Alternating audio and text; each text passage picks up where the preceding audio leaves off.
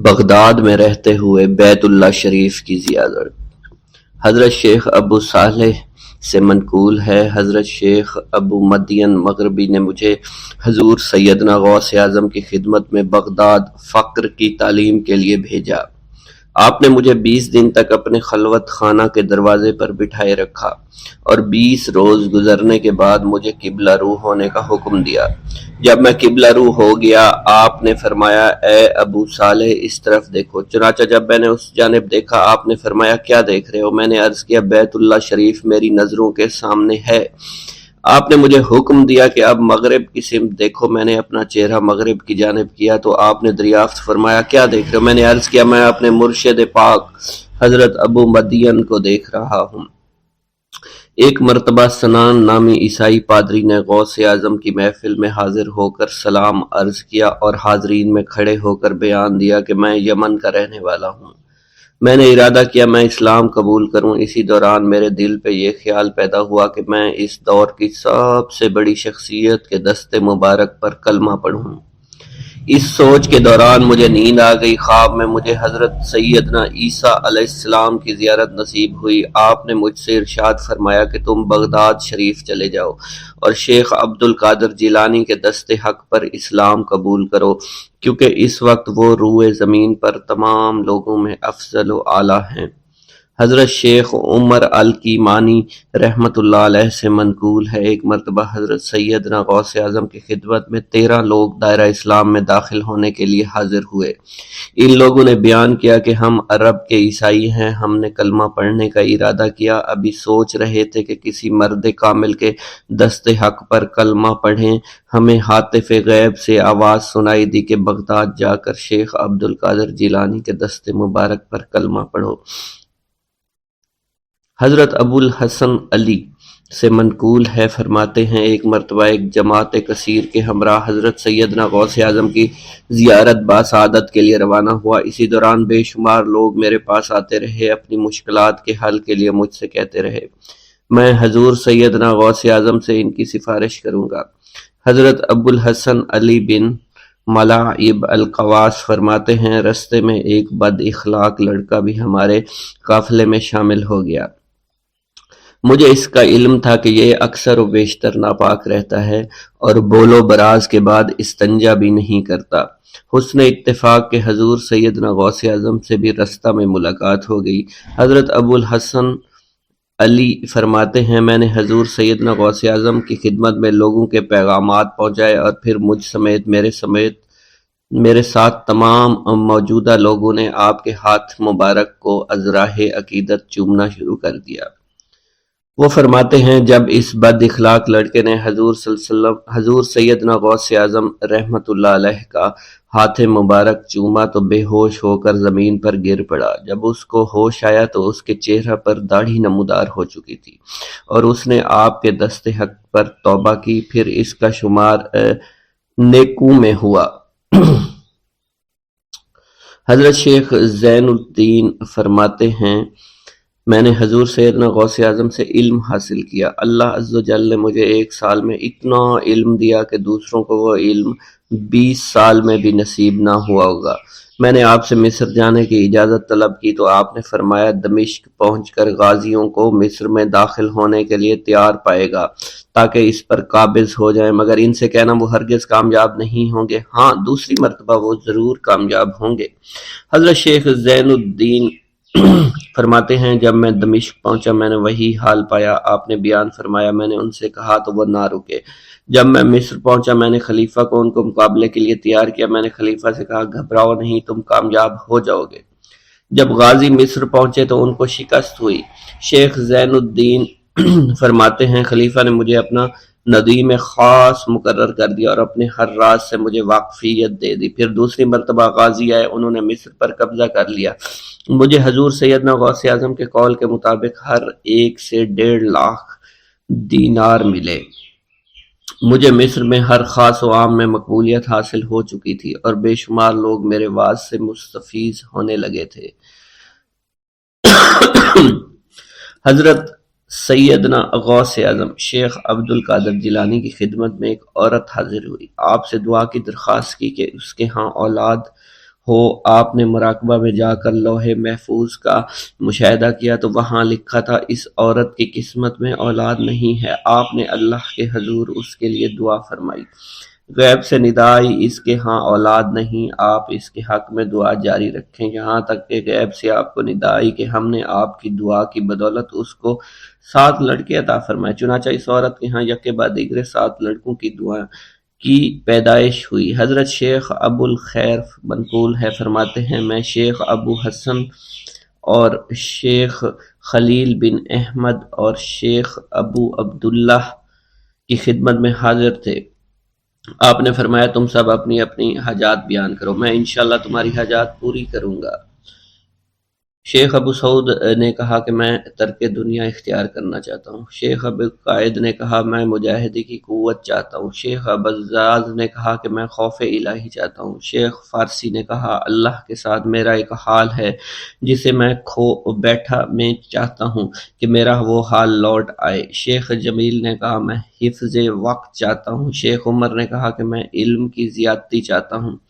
حضرت شیخ ابو الخیر محفوظ فرماتے ہیں حضور سیدنا غوث اعظم نے فرمایا انشاءاللہ تم سب کی حاجات جلدی پوری ہوں گی۔ چنانچہ آپ کا قول پورا ہوا اور تمام لوگوں کی حاجات پوری ہوئیں ماں سوائے شیخ خلیل کے، کیونکہ حضرت شیخ خلیل نے قطبیت مانگی تھی جس کا ابھی وقت نہیں آیا تھا۔ حضرت ابو سعود فرماتے ہیں حضرت شیخ حماد دباس کی خدمت میں حاضر ہو کر عرض کیا حضور میں ملک شام کی جانب مال تجارت لے کر جانا چاہتا ہوں اور میرا یہ قافلہ تیار ہے، میرے پاس 700 دینار کا مال ہے۔ حضرت شیخ حماد دباس نے فرمایا اگر تم اس سال سفر کرو گے تو تم سفر میں ہی قتل کر دیے جاؤ گے اور تمہارا تمام مال و اسباب لوٹ لیا جائے گا۔ حضرت حماد عباس کی بات سن کر وہ تاجر حضور سیدنا غوث اعظم کی خدمت میں حاضر ہوا اور حضرت حماد باس کی بات بیان کر دی۔ آپ نے فرمایا کہ تم سفر پر جاؤ، میں تمہارا ضامن ہوں۔ آپ کا فرمان سن کر وہ سامان تجارت لے کر شام پہنچا۔ اپنا تمام مال فروخت کرنے کے بعد وہ تاجر اپنے کسی کام سے حلب گیا، وہاں ایک مقام پر اس نے 1000 دینار رکھ دیا اور حلب میں اپنی قیام گاہ پر واپس آ گیا۔ اس نے خواب میں دیکھا عرب بتوؤں نے ایک قافلہ لوٹا ہے، قافلہ کے کئی آدمیوں کو قتل کیا ہے جس میں وہ شامل ہے۔ اس کے بعد وہ بیدار ہوا، گھبرا کر اس جگہ پہنچا جہاں اس نے 1000 دینار رکھے تھے، اس کے دینار وہیں پر رکھے اس کو مل گئے۔ دینار لے کر واپس قیام گاہ پہنچا، بغداد شریف واپس جانے کی تیاری شروع کر دی۔ جب وہ تاجر بغداد شریف واپس پہنچا تو پہلے حضرت حماد باس کی خدمت میں حاضر ہوا تو آپ نے فرمایا کہ تم پہلے حضور سیدنا غوث اعظم کی خدمت میں حاضر ہوا، کیونکہ وہ محبوب سبحانی ہیں، انہوں نے اللہ کے حضور تمہارے لیے 70 مرتبہ دعا مانگی یہاں تک کہ تمہاری حقیقت کو خواب میں بدل دیا گیا۔ وہ تاجر آپ کی خدمت میں حاضر ہوا اور آپ نے حضرت حماد باس کی بات کی تصدیق کی۔ بسم اللہ الرحمن الرحیم۔ حضور سیدنا غوث الاعظم حضرت سیدنا عبد القادر جیلانی رحمۃ اللہ علیہ فرماتے ہیں کہ احوال کے مشاہدہ اور کشف کے وقت اولیاء اللہ پر افعال خداوندی میں سے ایسی ایسی چیزوں کا ظہور ہوتا ہے جو عقلوں کو سلب کر لیتی ہے اور عادات و رسوم کو بکھیڑ دیتی ہے۔ حضور سیدنا غوث اعظم فرماتے ہیں کہ افعال خداوندی 2 اقسام میں منقسم ہیں، نمبر 1 جلال، نمبر 2 جمال۔ اللہ رب العزت اولیاء اللہ کے قلوب پر اپنی دونوں صفات کے ساتھ تجلی فرماتا ہے، جلال اس کا قہر ہے اور جمال اس کی رحمت ہے۔ مشاہدہ اور کشف کے بعد اولیاء اللہ دور سے دیکھتے اور سنتے ہیں، انبیاء کرام کی ارواح کی زیارت نصیب ہوتی ہے، ملائکہ اور انبیاء سے کلام کی سعادت حاصل ہوتی ہے، اور یہ سب امور عقل اور عادات و رسوم کے خلاف ہیں۔ جس وقت اللہ کی تجلی قلوب پر ظاہر ہوتی ہے تو اس وقت قلوب میں سرور طاری ہو جاتا ہے۔ اللہ عز و جل ان کے ساتھ بہترین کلام فرماتا ہے، ان کو مختلف انواع و منازل کی بشارت دیتا ہے اور انہیں وہ منازل نصیب ہوتی ہیں کیونکہ ابتدا سے ہی قلم نے ان چیزوں کو ان کے حق میں لکھ دیا ہے۔ اولیاء اللہ کے لیے عظمت اور جلال خوف کر دینے والا ڈر ہے اور قلب پر ایسا غلبہ لاتا ہے جس کا اثر بدن کے اعضاء پر بھی ظاہر ہوتا ہے۔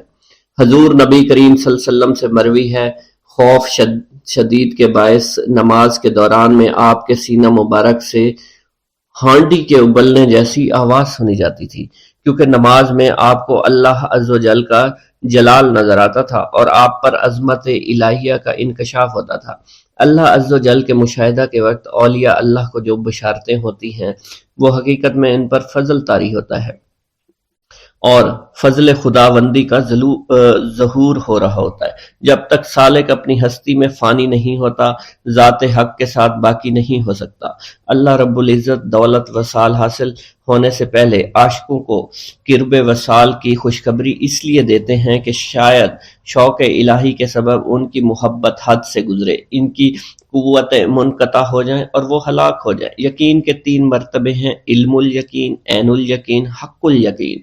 علم الیقین کے مرتبہ پر فائز ہونے پر سالک کو اس راز کا علم ہو جاتا ہے کہ محبوب حقیقی عالم کی صورت میں جلوہ نما ہے، اور حضور نبی کریم صلی اللہ علیہ وآلہ وسلم اس شاہد لم یزلی کے لیے مرت نامہ ہے۔ پھر جب سالک ترقی کی منازل طے کرتا ہے تو وہ عین الیقین کے مرتبہ پر فائز ہو جاتا ہے، جس سے مراد یہ ہے کہ محبوب حقیقی حضور نبی کریم کی زیارت سے مشرف ہونے لگتا ہے اور اس کا یقین وحدت الوجود پر پختہ ہو جاتا ہے، اور پھر اسے بیداری میں بھی حضور نبی کریم کی حضوری کی سعادت نصیب ہوتی ہے۔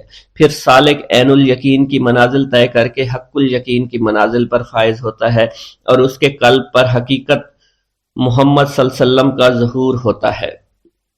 حضور سیدنا غوث اعظم حضرت سیدنا عبد القادر جیلانی رحمۃ اللہ علیہ فرماتے ہیں: اے سالک، تیرا حقیقی مقصد صرف اللہ ہے، یعنی تو اس جہان فانی میں صرف معرفت الہی کا شکار کھیلنے کے لیے آیا ہے، کیونکہ ارشاد باری تعالیٰ ہے پس اللہ کی طرف دوڑو۔ سالک کے لیے اس کا مقصود نہ آخرت ہے نہ دنیا، بلکہ اس کا مقصود صرف اور صرف اللہ عز و جل ہے اور نفس ہے، یعنی سالک اور اللہ کے درمیان حجاب نفس ہے۔ نفس سے مراد نفسانی خواہش ہیں، اور جب انسان اللہ عز و جل اور حضور نبی کریم کی اطاعت چھوڑ کر دنیاوی لذات شہوات میں مشغول ہو جاتا ہے تو اللہ عز و جل اس سے دور ہو جاتے ہیں۔ انسان 2 چیزوں کا مجموعہ ہے، بدن اور روح۔ اگر نفس کو غذا دی جائے تو بدن موٹا ہو جاتا ہے اور روح لاغر ہو جاتی ہے، اگر روح کو غذا دی جائے اور نفس کے ساتھ مجاہدہ کیا جائے تو اس سے روح موٹی تازی ہو جاتی ہے اور جسم لاغر ہو جاتا ہے۔ ارشاد باری تعالیٰ ہے: میں نے جن و انس کو اپنی عبادت کے لیے پیدا کیا ہے تاکہ وہ مجھے پہچانے۔ نفس اللہ کی ضد ہے اور اس کا دشمن ہے، یعنی وہ شخص جو اپنی نفسانی خواہش کی پیروی کرتا ہے وہ اللہ کے حکم کی عدولی کر رہا ہوتا ہے۔ ایک مرتبہ دریائے دجلہ میں سیلاب آ گیا۔ دریا کی طغیانی کی شدت کی وجہ سے لوگ پریشان حالت میں حضور سیدنا غوث اعظم شیخ سید عبد القادر جیلانی رحمۃ اللہ علیہ کی خدمت میں حاضر ہوئے۔ آپ نے اپنا عصائے مبارک پکڑا ہوا تھا اور دریائے دجلہ کے کنارے پہنچ کر عصائے مبارک کو زمین میں گاڑ دیا اور فرمایا: اے دریا بس رک جا۔ آپ کا فرمانا تھا کہ دریا کی طغیانی کم ہو گئی۔ حضرت شیخ عبد الجبائی سے منقول ہے: میری ملاقات ہمدان میں ایک شخص طریف سے ہوئی۔ یہ شخص دمشق کا رہائشی تھا۔ اس نے مجھے بتایا دوران سفر میری ملاقات بشر المفرزی سے ہوئی جو 14 اونٹوں پر شکر لادے ہوئے تھے۔ انہوں نے مجھے بتایا کہ دوران سفر میرا گزر ایک جنگل سے ہوا۔ رات کا وقت تھا، میرے پاس 4 اونٹ اس جنگل میں گم ہو گئے۔ میں نے ان کو بہت تلاش کیا لیکن کامیاب نہ ہوا، یہاں تک کہ صبح ہو گئی۔ میں نے پریشانی کے عالم میں حضور سیدنا غوث الاعظم حضرت سیدنا عبد القادر جیلانی کو پکارا، کیونکہ آپ نے دوران واز ایک مرتبہ فرمایا تھا کہ جب بھی کوئی مشکل درپیش ہو تو مجھے پکارو۔ چنانچہ میں آپ کو پکارنے لگا۔ اس دوران مجھے ایک ٹیلے پر ایک شخص دکھائی دیا جس نے سفید لباس زیب تن کر رکھا تھا۔ اس شخص نے مجھے ہاتھ سے ایک جانب اشارہ کیا۔ جب میں ٹیلے کے نزدیک پہنچا تو وہ شخص غائب ہو چکا تھا۔ جب میں نے اس شخص کی بتائی ہوئی سمت میں نظر دوڑائی تو مجھے اپنے 4 اونٹ مع سامان کے نظر آ گئے جنہیں میں ہانک کر لے آیا۔ گرا ہے بلاؤں میں بندہ تمہارا، مدد کے لیے آؤ یا غوث اعظم۔ مریدوں کو خطرہ نہیں بحر غم سے کہ بیڑے کے ہیں ناخدا غوث اعظم۔ حضور سیدنا غوث اعظم شیخ عبد القادر جیلانی کی ایک عورت مرید تھی جس پر ایک فاسق بدبخت عاشق ہو گیا۔ ایک دن وہ عورت رفع حاجت کے لیے نزدیک پہاڑ کی ایک غار میں گئی تو اس فاسق بدبخت کو خبر ہو گئی۔ اس بدبخت نے غار میں جا کر عورت کو پکڑ لیا اور عزت لوٹنے کی کوشش کرنے لگا۔ اس عورت نے بآواز بلند شیخ عبد القادر جیلانی کو مدد کے لیے پکارا۔ آپ اس وقت مدرسہ میں وضو فرما رہے تھے۔ آپ نے اپنی کھڑاؤں کو اس غار کی سمت میں پھینکا، وہ کھڑائیں اس فاسق کے سر پر لگنا شروع ہو گئیں جس سے وہ بدبخت ہلاک ہو گیا۔ وہ عورت آپ کی کھڑائیں لے کر آپ کی خدمت میں حاضر ہوئی اور حاضرین محفل کے سامنے سارا ماجرا بیان کر دیا۔ بھوک اللہ کے خزانوں میں سے ایک خزانہ ہے۔ حضرت شیخ ابو محمد فرماتے ہیں، ایک روز میں حضور سیدنا غوث اعظم کی خدمت میں ایسی حالت میں حاضر ہوا کہ فاقہ سے تھا اور میرے اہل و عیال بھی کئی دنوں سے بھوکے تھے۔ میں نے آپ کی خدمت میں سلام عرض کیا تو آپ نے میری دلی کیفیت کو بھانپتے ہوئے فرمایا، اے جونی، بھوک اللہ تعالیٰ کے خزانوں میں سے ایک خزانہ ہے اور اللہ عز و جل جس کو دوست رکھتا ہے اس کو فاقہ کی نعمت عطا فرما دیا کرتا ہے۔ حضرت شیخ زین الدین فرماتے ہیں، ایک مرتبہ میں اور ایک میرا دوست حج کی ادائیگی کے بعد بغداد شریف آئے۔ بغداد شریف میں ہم کسی کو جانتے نہیں تھے اور ہمارے پاس صرف ایک قبضہ کمان تھی جسے فروخت کر کے ہم نے کچھ چاول خریدے اور انہیں پکایا۔ ہم ان چاولوں سے سیر نہ ہو سکے اور نہ ہی ہمیں کوئی لطف محسوس ہوا۔ بعد ازاں ہم حضور سیدنا غوث اعظم کی محفل میں حاضر ہوئے تو آپ کچھ کلام فرما رہے تھے۔ ہمیں دیکھتے ہی آپ نے اپنا کلام قطع کر لیا اور فرمانے لگے، حجاز مقدس سے کچھ مہمان آئے اور ان کے پاس قبضہ کمان کے سوا کچھ نہ تھا جسے انہوں نے فروخت کر کے چاول خریدے اور انہیں پکا کر کھایا، لیکن نہ ہی وہ سیر ہوئے اور نہ ہی لطف اندوز۔ حضرت شیخ زین الدین ابو الحسن علی بن ابو طاہر ابراہیم انصاری فرماتے ہیں، ہم نے جب حضور سیدنا غوث اعظم کا یہ کلام سنا تو ہم نہایت حیران ہوئے۔ محفل کے اختتام پر آپ نے دسترخوان بچھوایا۔ میں نے آہستگی سے اپنے دوست سے اس کی پسندیدہ چیز کے متعلق پوچھا تو اس نے کہا، حلوہ کھانا چاہتا ہے، اور میرے دل میں اس وقت شہد کی خواہش پیدا ہوئی۔ ابھی یہ سب کچھ ہمارے دلوں میں ہی تھا کہ حضور سیدنا غوث اعظم نے اپنے خادمین کو حکم دیا، جاؤ حلوہ شہد لے آؤ۔ خادمین نے حکم کی، تعمیل کی اور حلوہ اور شہد ہمارے سامنے لا کر رکھ دیا۔ آپ کا اس طرح ہمارے دلوں کی بات پر مطلع ہونے سے ہم حیران رہ گئے۔ حضرت ابو حفص عمر بن صالح بغدادی ایک مرتبہ اپنی اونٹنی کو ہانکتے ہوئے حضور سیدنا غوث اعظم کی خدمت میں حاضر ہوئے۔ عرض کرنے لگے، حضور، میں حج کے لیے بیت اللہ شریف جانا چاہتا ہوں، مگر میری یہ اونٹنی میرا ساتھ دینے کے قابل نہیں ہے اور فی الحال میرے پاس کوئی دوسری سواری بھی نہیں ہے۔ آپ نے اس اونٹنی کی پشت پر ہاتھ پھیرا۔ اس کے بعد حضرت ابو حفص عمر بن صالح بغدادی نے اس اونٹنی کو ایڑی لگائی تو وہ اونٹنی بیت اللہ شریف تک بھاگتی ہی چلی گئی اور کوئی دوسری سواری اس کے قریب نہیں پہنچ سکی۔ حضرت ابو حامد فرماتے ہیں، میں ایک مرتبہ بغداد شریف میں حضور سیدنا غوث اعظم کی خدمت میں حاضر ہوا اور اپنا مصلح آپ کے نزدیک بچھا کر بیٹھ گیا۔ آپ نے مجھ سے فرمایا، اے حامد، تم ان قریب بادشاہوں کے دسترخوان پر بیٹھو گے۔ چنانچہ جب میں حران واپس پہنچا تو سلطان نور الدین زنگی نے مجھے اپنے پاس رہنے پر مجبور کر دیا اور مجھے اپنا مصاحب خاص مقرر کر دیا اور ناظم اوقاف مقرر فرمایا۔ حضرت شیخ ابو المظفر اسماعیل سے منقول ہے کہ ایک مرتبہ حضرت شیخ الہیتی بیمار ہو گئے۔ حضور سیدنا غوث اعظم ان کی عیادت کے لیے تشریف لائے۔ آپ نے ان کے نزدیک کھجور کے 2 درخت دیکھے جو 4 سال سے خشک تھے اور ان پر پھل نہیں آتا تھا۔ آپ نے ان درختوں کے نیچے بیٹھ کر وضو کیا اور 2 رکعت نماز ادا فرمائی۔ کچھ دن گزرنے کے بعد ان درختوں پر پھل لگ گئے اور وہ دوبارہ سے سرسبز و شاداب ہو گئے۔ جھولی کو میری بھر دو ورنہ کہے گی دنیا، ایسے سخی کا منگتا پھرتا ہے مارا مارا۔ مولانا عبد الرحمن جامی فرماتے ہیں حضور سیدنا غوث اعظم کا ایک مرید آپ کے ہمراہ مسجد کی جانب جا رہا تھا۔ جمعہ کا دن تھا۔ اس دن کسی بھی شخص نے آپ کو دیکھ کر نہ سلام کیا نہ ہی کچھ توجہ فرمائی۔ اس مرید کے دل میں خیال آیا کہ پہلے تو آپ جمعہ کی نماز کی ادائیگی کے لیے بڑی مشکل سے لوگوں کے ہجوم میں سے ہوتے ہوئے مسجد کی جانب تشریف لے جایا کرتے تھے، اور آج کوئی شخص بھی آپ کو سلام نہیں کر رہا ہے اور نہ آپ کے نزدیک آ رہا ہے۔ مولانا عبد الرحمن جامی فرماتے ہیں ابھی یہ خیال اس مرید کے دل میں ہی تھا کہ حضور سیدنا غوث اعظم نے مسکرا کر اس مرید کو دیکھا، پھر لوگوں کا ایک جمع غفیر اکٹھا ہو گیا اور ہر کوئی آپ سے سلام کرنے کا خواہش مند تھا، یہاں تک کہ اس مرید اور آپ کے درمیان ہجوم حائل ہو گیا۔ اس مرید کے دل میں یہ خیال آیا کہ یہ پہلا حال اچھا تھا جب میں اور آپ تنہا تھے۔ مولانا عبد الرحمن جامی فرماتے ہیں حضور سیدنا غوث اعظم شیخ عبد القادر جیلانی نے ایک مرتبہ پھر اس مرید کی دلی کیفیت کو بھانپتے ہوئے فرمایا تمہیں معلوم نہیں لوگوں کے دل میری مٹھی میں ہیں، میں انہیں چاہوں تو پھیر دوں، چاہوں تو اپنی جانب متوجہ کر لوں۔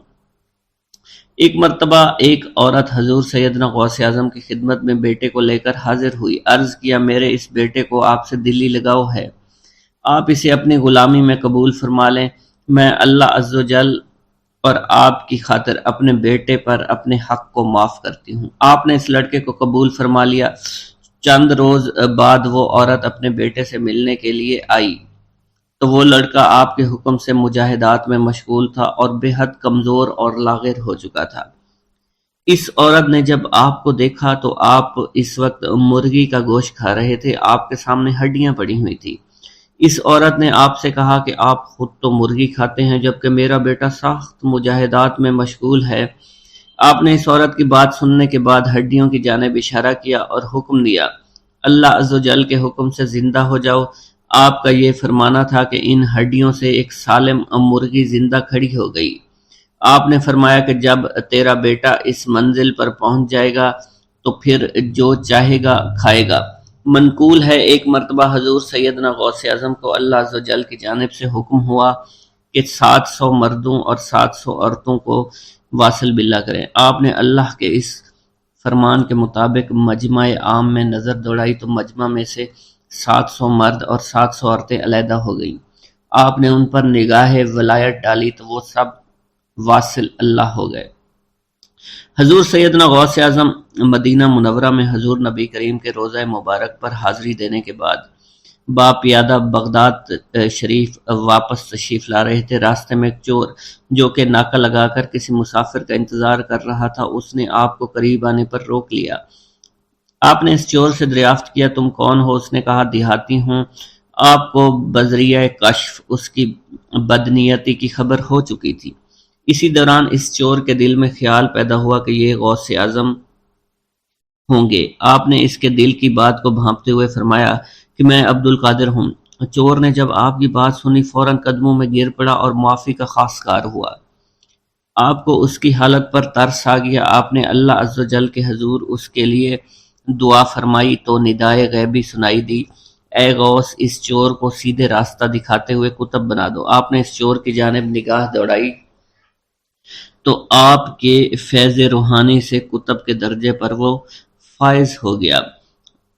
حضرت شیخ ابو عباس خضر بن عبداللہ بن یحیی حسینی فرماتے ہیں ایک مرتبہ میں نے خلیفہ ابو المظفر یوسف عباسی کو حضور سیدنا غوث اعظم شیخ عبد القادر جیلانی کی خدمت میں موجود پایا۔ اس نے آپ سے کسی کرامت کو دیکھنے کی درخواست کی اور کہا کہ اس سے میرا دل مطمئن ہو جائے گا۔ حضور سیدنا غوث اعظم حضرت سیدنا شیخ عبد القادر جیلانی نے خلیفہ سے پوچھا کہ تو کیا چاہتا ہے؟ اس نے کہا کہ ایک سیب، اور اس وقت عراق میں سیبوں کا موسم نہ تھا۔ آپ نے اپنے دستے مبارک فضا میں بلند کیا اور دیکھتے ہی دیکھتے آپ کے ہاتھ میں 2 سیب آ گئے۔ آپ نے ایک سیب ابو المظفر کو دیا اور دوسرا خود رکھ لیا۔ ابو المظفر نے جب اپنا سیب چیرا تو اس میں سے کیڑا نکل آیا۔ اس نے جب اپنا سیب چیرا تو یہ اندر سے سفید تھا، اس میں سے کستوری کی خوشبو آ رہی تھی۔ ابو المظفر نے وجہ دریافت کی تو آپ نے فرمایا اس سیب میں سے کیڑا اس وجہ سے نکلا کیونکہ اس سیب کو ظالم کا ہاتھ لگا ہوا تھا۔ حضرت شیخ ابو محمد سے مروی ہے، ایک مرتبہ میں حضور سیدنا غوث اعظم کی خدمت میں بغداد شریف حاضر ہوا۔ کچھ دنوں تک آپ کے ہاں قیام پذیر رہا اور روحانی فیوز و برکات سے مالا مال ہوا۔ بعد ازاں جب میں واپس اپنے ملک مصر روانہ ہونا لگا تو آپ نے مجھ سے فرمایا کہ کبھی کسی سے کوئی چیز مت مانگنا۔ پھر آپ نے اپنی انگشت شہادت میرے منہ میں ڈالی اور فرمایا کہ اسے اچھی طرح چوسو۔ چنانچہ میں نے آپ کے فرمان کے مطابق ایسا ہی کیا۔ جب میں آپ سے اجازت لینے کے بعد واپس اپنے ملک مصر روانہ ہوا تو بغداد شریف سے مصر تک کی طویل مسافت کے دوران مجھے کچھ بھوک محسوس نہیں ہوئی، اور میں جوں جوں آگے بڑھتا رہا اپنے جسم میں توانائی کو پہلے سے زیادہ پاتا۔ میرا یہ قدم تمام اولیاء کرام کی گردن پر ہے۔ ایک مرتبہ محلہ حلبہ میں اپنے مہمان خانے میں واز فرماتے ہوئے حضور سیدنا غوث اعظم پر اچانک حالت کشف طاری ہوئی۔ آپ رحمت اللہ علیہ نے فرمایا میرا یہ قدم ہر ولی اللہ کی گردن پر ہے۔ یہ ارشاد سن کر تمام اولیاء اللہ نے اپنی گردنیں جھکا دیں۔ صلحائے امت نے اس کی توضیح فرمائی ہے کہ آپ رحمت اللہ علیہ کے عہد مبارک اور بعد میں قیامت تک آپ کی عطا کے بغیر ولی اللہ ولایت کے درجے پر فائز نہیں ہو سکتا۔ سلطان الہند حضرت خواجہ معین الدین چشتی المعروف خواجہ غریب نواز اس وقت خراسان کے پہاڑوں پر مجاہدات میں مشغول تھے۔ انہوں نے بھی حضور سیدنا غوث اعظم کا ارشاد گرامی سن کر اپنی گردن جھکا دی اور یوں عرض گزار ہوئے آپ کے قدمین شریفین میرے سر اور میرے آنکھوں پر ہیں۔ حضور سیدنا غوث اعظم فرماتے ہیں کہ میں 10 برس کی عمر میں اپنے شہر کے مکتب میں حصول علم کے لیے جایا کرتا تھا۔ اس وقت میرے ساتھ ملائکہ بھی ہوتے تھے جو میرے آگے پیچھے میری حفاظت کے لیے چلتے تھے۔ جب میں مدرسہ پہنچتا تو یہ منادی کرتے تھے اللہ کے ولی کے لیے جگہ خالی کر دو، چنانچہ وہ میرے لیے جگہ خالی کر دیتے تھے۔ ایک مرتبہ میں نے ایک ایسے شخص کو دیکھا جس نے فرشتوں کی آواز سن کر کہا جس میں کوئی مزاحمت نہ ہوگی کہ یہ ایک نہایت معزز گھرانے کا فرد ہے اور عن قریب اس کو وہ عظمت حاصل ہوگی جس میں کوئی مزاحمت نہ ہوگی اور اس کو ایسا قرب نصیب ہوگا کہ اس کو کوئی فریب نہ دے سکے گا۔ پھر 40 برس بعد میں نے اس شخص کو پہچانا، وہ شخص ابدالوں میں سے تھا۔ حضرت شیخ ابو سعود احمد بن بکر حریمی سے مروی ہے کہ حضور سیدنا غوث اعظم نے فرمایا کہ میں 55 سال تک تنہا عراق کے بیابانوں میں پھرتا رہا، میں لوگوں کو نہ جانتا، لوگ مجھے نہ جانتے۔ اسی دوران میرے پاس رجال الغیب اور جنات تشریف لاتے جنہیں میں طریقت اور اصول کی تعلیم دیتا تھا۔ ابتدا میں جب میں عراق میں داخل ہوا تو حضرت خضر میرے ہم سفر بنے اور بعد میں اس وقت ان کو پہچانتا نہ تھا اور اس کے ساتھ میرا معاہدہ ہوا کہ میں ان کے کسی حکم کی خلاف ورزی نہیں کروں گا۔ ایک مرتبہ انہوں نے مجھے ایک جگہ بیٹھنے کا حکم دیا اور میں اس جگہ 3 سال تک بیٹھا رہا۔ سال میں ایک مرتبہ حضرت خضر میرے پاس تشریف لاتے، فرماتے کہ یہی تیرا مقام ہے جہاں تجھے پہنچایا گیا ہے۔ اس عرصہ کے دوران تمام نفسانی خواہشات مجھ پر انسانی شکل میں وارد ہوئیں، لیکن اللہ عز و جل نے مجھے ہر موقع پر استقامت عطا فرمائی اور مجھے ان خرافات سے بچائے رکھا۔ ابتدا میں میرا نفس مجاہدہ کا کوئی طریقہ اختیار کرتا تو میں اس پر قائم ہو جاتا اور کسی چیز کو قبول نہ کرتا تھا۔ ایک طویل مدت تک اپنا گلا گھونٹتے ہوئے میں مدائن کے جنگلوں میں مجاہدات میں مشغول رہا۔ حضور سیدنا غوث اعظم فرماتے ہیں کہ میں نے اپنے نفس کو مختلف مجاہدوں، مختلف ریاضتوں اور مختلف مشقتوں میں ڈالے رکھا۔ 1 سال تک میں گری ہوئی چیزیں اٹھا کر کھاتا رہا، دوسرے سال پانی پر گزارا کیا اور تیسرے سال نہ میں نے کچھ کھایا، نہ پیا اور نہ ہی سویا۔ ایک مرتبہ شدید سردی کی وجہ سے میں ایوان کسریٰ کے کھنڈرات میں سویا تو رات بھر میں 40 مرتبہ طبیعت خراب ہوئی۔ حضور سیدنا غوث اعظم فرماتے ہیں ہر سال ایک بزرگ آتے اور وہ مجھے جبہ دے کر چلے جاتے۔ اسی طرح میں نے بے شمار طریقوں سے دنیا اور نفس سے چھٹکارا پانے کی کوشش کی۔ لوگ مجھے دیوانہ سمجھتے تھے۔ میں برہنہ جسم جنگلوں میں چلا جاتا اور کانٹوں پر لوٹتا شور مچاتا تھا۔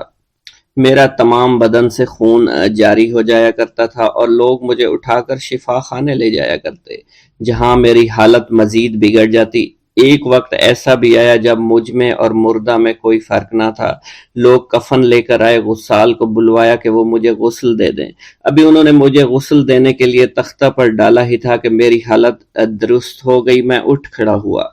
طریقت کی ان پرخطر راہوں میں نہ تو میں کبھی خوف زدہ ہوا اور نہ کبھی میرا نفس مجھ پر غلبہ پا سکا اور نہ ہی دنیا کی آرائش مجھے حیران کر سکی۔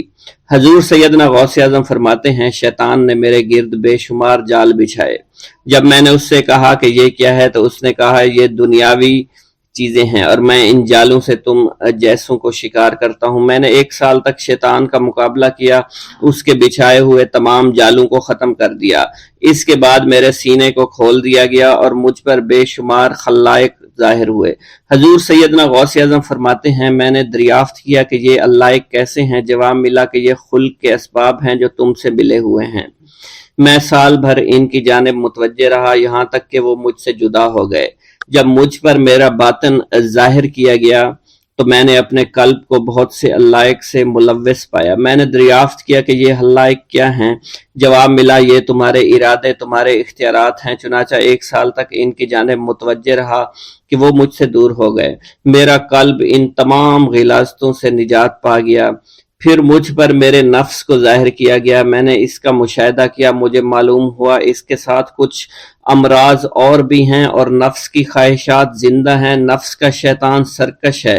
چنانچہ میں نے سال بھر پھر توجہ دلائی اور میرے نفس کے تمام امراض سرے سے ہی ختم ہو گئے اور اس کے شیطان نے کلمہ پڑھ لیا اور پھر میرے تمام امور اللہ کے لیے ہو گئے اور میں اپنی ہستی سے باہر نکل آیا۔ حضور سیدنا غوث اعظم فرماتے ہیں پھر میں توکل کے دروازے پر آیا تاکہ میرا مقصد پورا ہو، لیکن جب میں نے توکل کے دروازے پر پہنچا تو بے شمار لوگ موجود تھے۔ میں اس ہجوم کو چیرتا ہوا آگے بڑھا اور شکر کے دروازے پر پہنچ گیا۔ یہاں پر بھی لوگوں کا جمع غفیر موجود تھا، اسے بھی چیرتا ہوا آگے بڑھا اور مشاہدہ کے دروازے پر پہنچ گیا اور یہاں پر موجود ہجوم کو چیرتا ہوا اندر داخل ہوا، حتیٰ کہ سب سے آخر میں مجھے فقر کے دروازے پر لایا گیا۔ فقر کا دروازہ خالی تھا۔